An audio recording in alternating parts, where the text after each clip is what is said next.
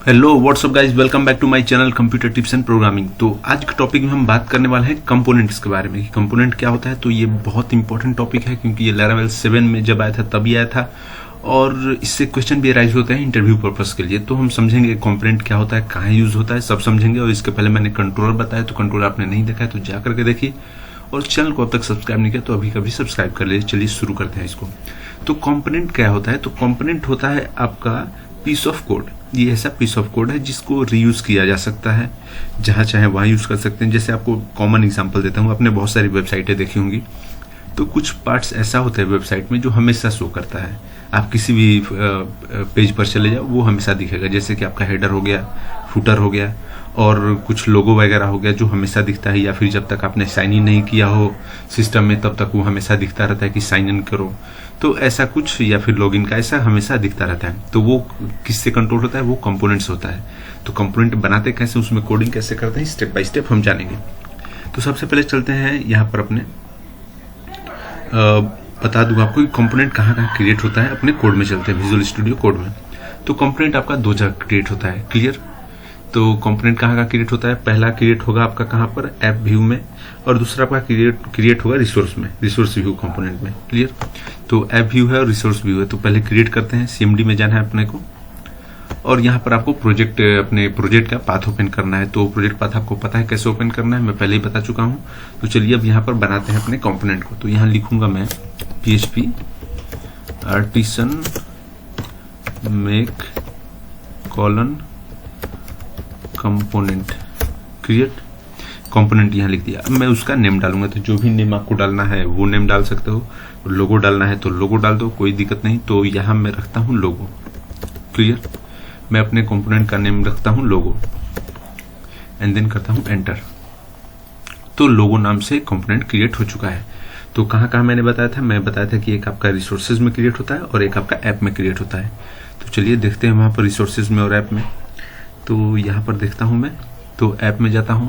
App में जाऊंगा मैं किस में, यहाँ पर व्यू में, और देखिए आपका logo.php से क्रिएट हो गया। और दूसरा कहाँ होता है, रिसोर्सेज में। तो रिसोर्सेज में जाने के बाद फिर मैं जाऊंगा व्यू में, और देखिए आपका यहाँ पर कंपोनेंट में जैसे जाता हूँ तो logo.blade.php यहाँ आपका क्रिएट हो चुका है, क्लियर। तो ये तो आपको क्लियर हो गया कि कैसे ये क्रिएट होता है। अब चलते हैं हम अपने पेज को बनाते हैं, ताकि हमें, तो क्या बोला मैं कि आप जितने ही पेज पर जाओ क्या होगा, वो कुछ पार्ट ऐसा होगा जो हमेशा दिखता है। तो चलिए अपना पेज बनाते हैं। तो पहला पेज मैं बनाता हूँ। तो पेज कहाँ बनाते हैं वो भी आपको पता है, रिसोर्सेज में जाने के बाद यहाँ पर व्यू में बनता है पेज। तो जैसे welcome.blade.php यहाँ बना है, वैसे मैं एक और यहाँ पर पेज बनाता हूँ यूजर से। तो चलते हैं न्यू फाइल, और पेज का नाम देता हूँ मैं यूजर्स ओके .blade.php। चलिए जी, ये भी बन गया। तो एक और बात मैं बताना चाहता हूँ, ये कब कब यूज होता है। तो जो आपका ऐप में ये बनता है, ये वाला जो आपका बना है this one, I mean to say, ये जो आपका बना हुआ है logo.php, ये वाला जो व्यू में, ऐप के व्यू में जो बना हुआ है, ये होता है आपका basically dynamic and HTML code के लिए, क्लियर। और ये जो आपका है, ये जो रिसोर्सेज में आपका बनता है वो होता है HTML फाइल, HTML क्रिएट करने के लिए। जो resources.view.php में ये बनता है logo.blade.php, वो आपका किस लिए यूज होता है, वो आपका होता है HTML पर्पस के लिए यूज होता है, क्लियर। तो ये तो आपको पता चल गया। अब हमने अभी कुछ देर पहले एक और फाइल बनाया था users.blade.php। तो चलते हैं वहां पर कुछ कोडिंग करते हैं, ठीक है। तो वो मेरा कहाँ पर है वो देखते हैं। तो व्यू में यहाँ पर users.blade.php, तो यहाँ पर मुझे कुछ शो करना होगा वहां पर प्रिंट के लिए। तो यहाँ मैं लिख देता हूँ H1, क्लियर, देन H1, और यहाँ यूजर स्पेस, ठीक है। यूजर स्पेस मैंने यहाँ पर लिख दिया। अब आपको पता है कि जब भी हम कोई भी अगर व्यू फाइल बनाते हैं तो उसका राउट भी देना पड़ता है। तो राउट कहाँ से देंगे, तो राउट में जाना होगा मुझे।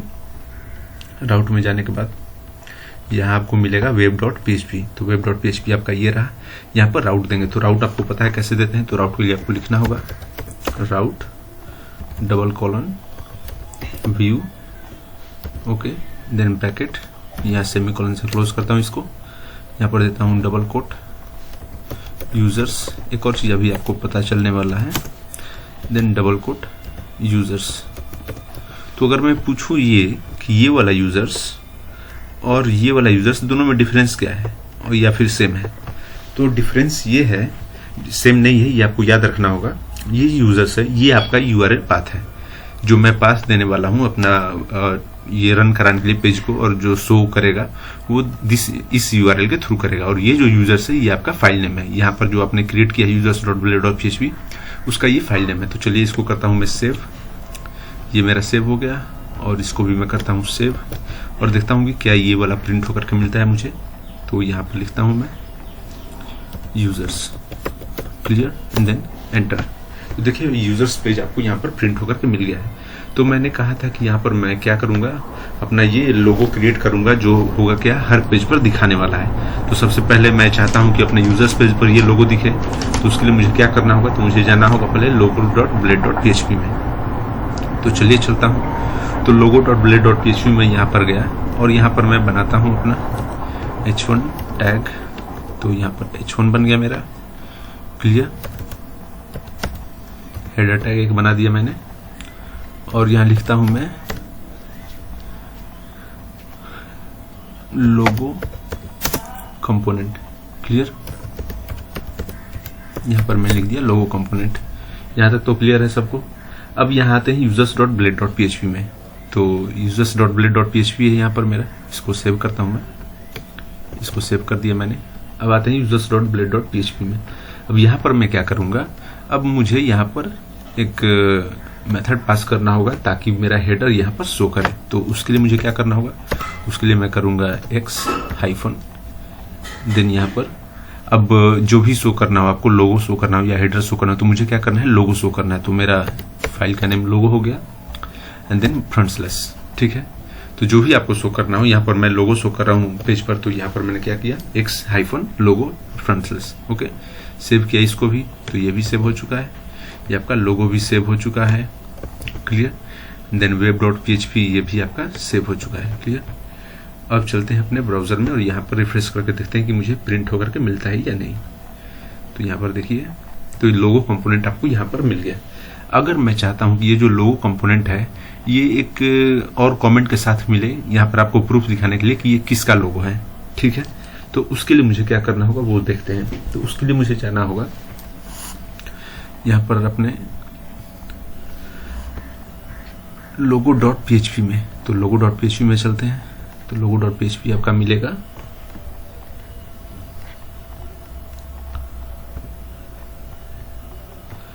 ऐप में आपका मिलेगा, व्यू में जाने के बाद logo.php। अब उसके लिए मुझे क्या करना होगा वो समझते हैं।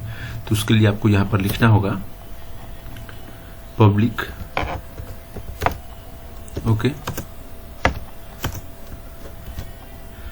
देन यहाँ पर सेमीकोलन से क्लोज, और यहाँ पर लिखता हूँ मैं टाइटल, कि आपको टाइटल दिखाएगा कि ये लोगो किस पेज के लिए दिखा रहा है, ताकि आपको अच्छे से प्रूफ भी दिख जाएगा, क्लियर। तो यहाँ पर मैंने लिख दिया टाइटल, सॉरी यहाँ पर इक्वल टू नहीं रहेगा, sorry for that.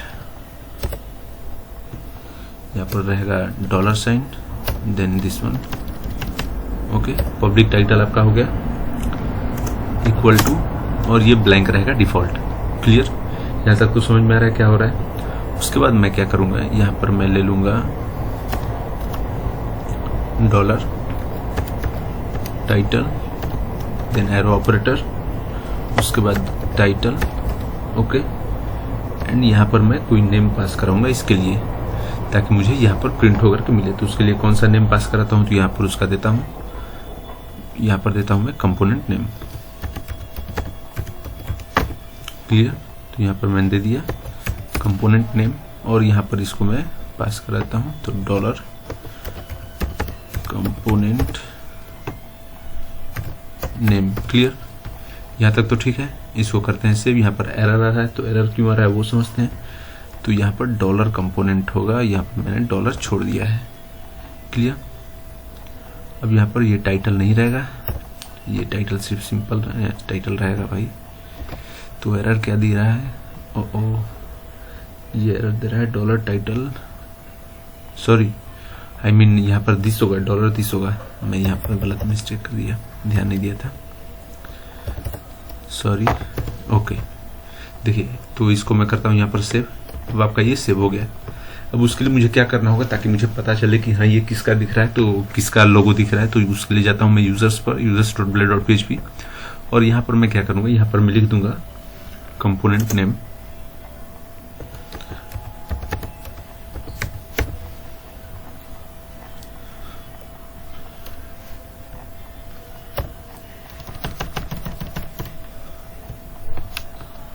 Component name equal to, अब ये मेरा कौन सा फाइल है, यूजर्स फाइल है, क्लियर। तो यह मैंने लिख दिया यूजर्स एंड यहाँ पर फ्रंट स्लैश, ओके।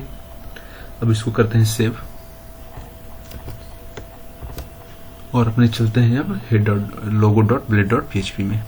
logo.blade.php ये मेरा रहा, यहाँ देता हूँ मैं करली ब्रेसेस, क्लियर, एंड देन यहाँ पर मैं लिखूंगा $title,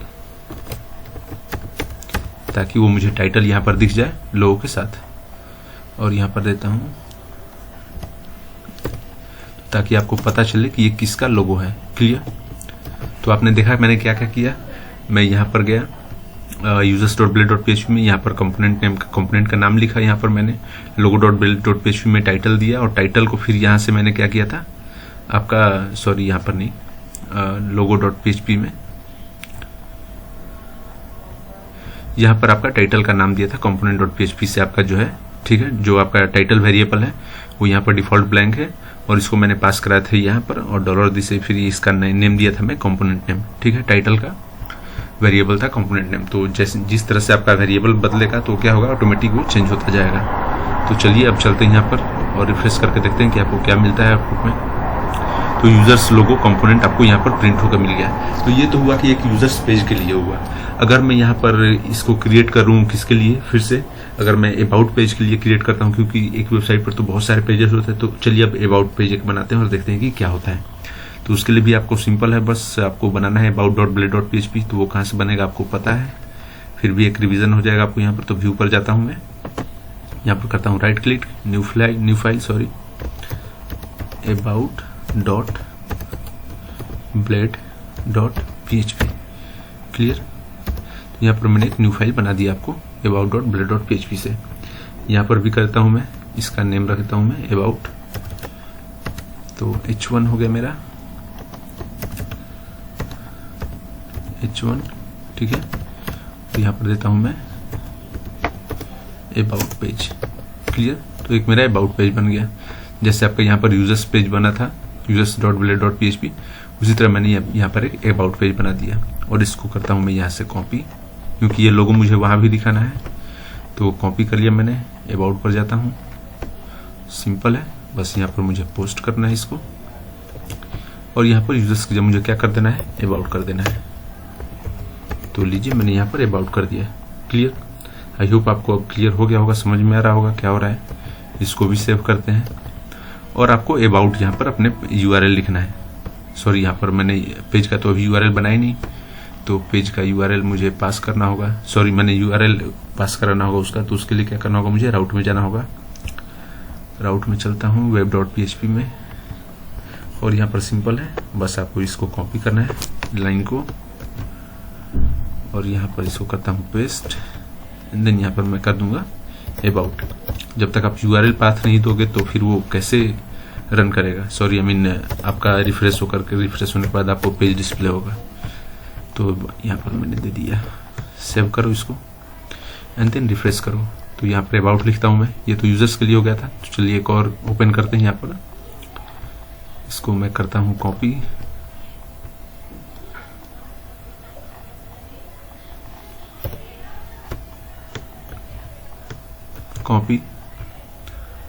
यहाँ पेस्ट, और यहाँ पर कर दूंगा मैं about, क्लियर। देन सी, देखिए about लोगो कंपोनेंट आपको मिल रहा है यहाँ पर about पेज के लिए। यहाँ पर यूजर्स लोगो कंपोनेंट मिल रहा है, इसको रिफ्रेश करता हूँ तो यहाँ पर यूजर्स लोगो कंपोनेंट आपको मिला है। तो मतलब कि आपका कोड पूरी तरीके से सही गया, और आप जितने चाहे उतने पेजेस के लिए बना सकते हो। जिस पेज में आपको दिखाना है उस पेज के लिए भी आप बना सकते हो। मान लो यहाँ पर आपको एक से ज्यादा अगर दिखाना हो, कोई भी कंपोनेंट वगैरह कुछ भी दिखाना हो, तो आप उसके लिए एक से ज्यादा इंसर्ट भी कर सकते हो, कोई दिक्कत नहीं, वो आराम से हो जाएगा। तो यहाँ पर आपका ये लेक्चर खत्म होता है। तो मिलता है अगले वीडियो में, तब तक के लिए all the best, take care, bye bye.